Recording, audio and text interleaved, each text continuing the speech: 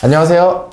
프리클래스의 김대건입니다. 자, 오늘은 제가 다소 불편한 얘기를 한번 전달을 해드릴 거예요. 오늘의 제목은요, 자녀의 성공적인 입시 컨설팅을 위해서 대비한 조언인데요. 많이 불편할 수 있습니다. 왜냐면 현실을 정확히 제가 알려드려야 되거든요. 제가 오늘 준비한 건 1편인데요. 입시 상담할 때 자녀들 앞에서, 아이들 앞에서 이런 얘기를 좀 하지 않았으면 하는 것들을 제가 준비해 왔습니다. 자, 저는 4가지를 핵심적으로 준비했고요. 어머니들 이제부터 뭐 학교 상담을 가시거나 그 다음에 이제 사설 컨설팅 상담을 가실 텐데, 상담하시는 분들 앞에서 이런 얘기를 하시면요, 오히려 아이의 미래에 전혀 좋은 영향이 없다는 걸 꼭 알려주시고, 이 얘기는 하지 말아야겠다 라고 노트에 적으시고 마음가짐을 단단히 하시고 가셔야 됩니다. 자, 그러면 절대 해선 안 되는 얘기들, 첫 번째 얘기입니다. 수능 준비 힘들어서 못하는데 어떡하냐, 수능 준비 힘들어서 못한다, 이런 얘기 해주지 마세요. 왜냐면요, 지금 이제 하다 보면요, 학종을 쓰는 학생들도 있겠지만 학종보다는 저희가 이제 인서울대학 기준으로 했을 때는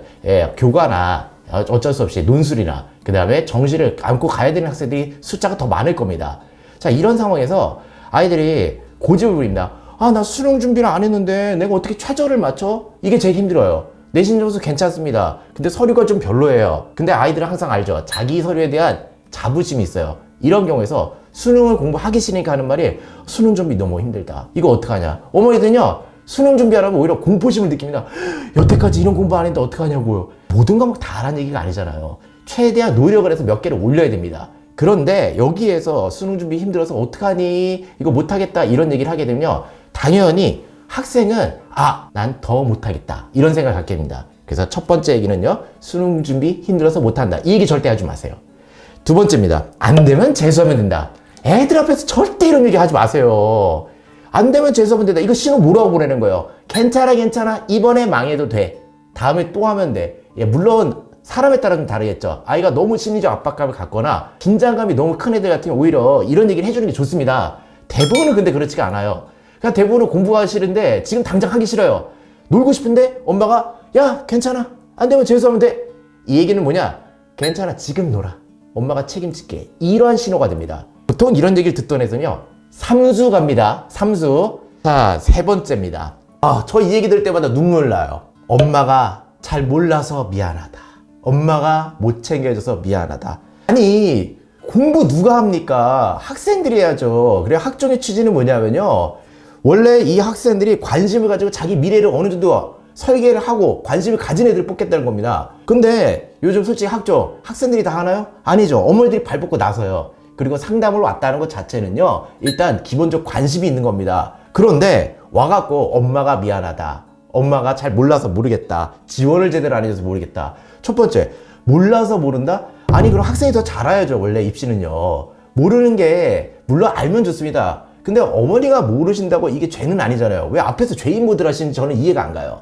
두 번째는요, 지원을 제대로 안 해줘서. 솔직히 저는요, 제가 대학 입학할 때까지 어머니 아버지께서 어떤 대학을 썼는지도 모르셨어요. 그리고 어떻게 공부했는지도 모르셨고요. 전 학원을 다닌 적이 없습니다. 그런데 뭐 요즘 애들이 저하고 똑같이 하지 않겠죠? 나 때는 말 싫어할 테니까. 하지만 요즘엔 대부분의 부모님들이 관심도 가져주시고 지원도 하는 마당이 있어서, 지원을 제대로 안 해줬다? 특히 사설 컨설팅을 받으러 오신 분들이 이런 얘기를 하는데, 사설 입시 컨설팅 아무리 싸도 보통 50만 원입니다. 그 돈을 내면서 상당히 비싼 돈을 냈는데 지원을 안 해주기, 뭘 안 해줬습니까? 어머니들이 미안할 게 아니라 학생들이 미안해야 돼요. 근데 어머니들이 잘못된 신호를 많이 보내주세요. 그 다음 마지막 네 번째입니다. 저 이 얘기 들을 때 속에서 좀 화날 때 많아요. 울컥할 때도 많습니다.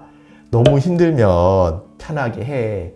이거 큰 문제입니다. 물론 정신적 스트레스가 있거나 학업 스트레스 때문에 거의 병원을 다녀야 될 정도의 학생들이 그런 얘기를 들을 땐 괜찮죠. 당연히 그런 학생이 좀 필요합니다. 그런데 대한민국의 고등학생은 공부를 하지 않아요. 어머니들이 자꾸 착각을 하세요. 제가 옛날에도 맨날 그걸 말씀드린 적이 있는데, 대한민국의 고등학생들의 평균 핸드폰 사용량은요 10.5시간입니다. 이거 제가 한 얘기가 아니에요. 한국인터넷진흥에서 2022년에 발표한 자료입니다. 어머니들 몰래 방에 들어가서 맨날 핸드폰 하고 있어요. 그런 다음에 학교에서 뭐 패드를 써야 된다, 뭘 써야 된다 그러죠. 그 패드로 동영상 보고 있습니다. 쇼츠 보고요.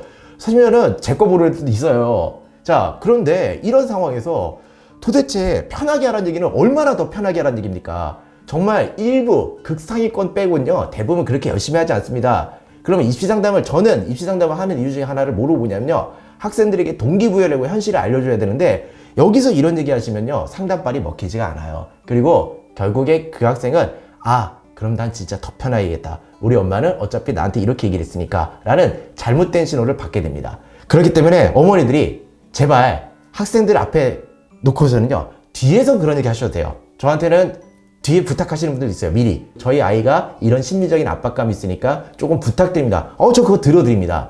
근데 그게 아닌 경우에서는요 마지막입니다. 지금 6월 이후에부터 이제 7월부터 원서를 쓸 때 원서 상담하잖아요. 그게 거기가 마지막이 안 되면 어차피 재수를 하거나 또는 정시 가야 돼요. 이 상황에서는요 여기서 끝내야 됩니다. 여기서 끝내기 위해서는 현실을 정확히 알고 자녀들에게 올바른 조언을 해줄 수 있는 게 부모님들의 역할입니다. 자, 제가 오늘 조금 불편한 얘기를 해드렸는데요. 그래도 이 이야기를 꼭 마음속에 담아 두시고요. 다음번에 학교 상담이나 또는 컨설팅, 사설 컨설팅 받으러 갈 때 이 얘기들은 제발 하지 않으시는 걸 저는 강력히 권장드립니다. 저는 지금까지 프리클래스의 김대원이었습니다. 다음엔 2편, 자녀의 성공적인 컨설팅을 위한 대비한 조언 2편에서 만나 뵙도록 하겠습니다. 감사합니다.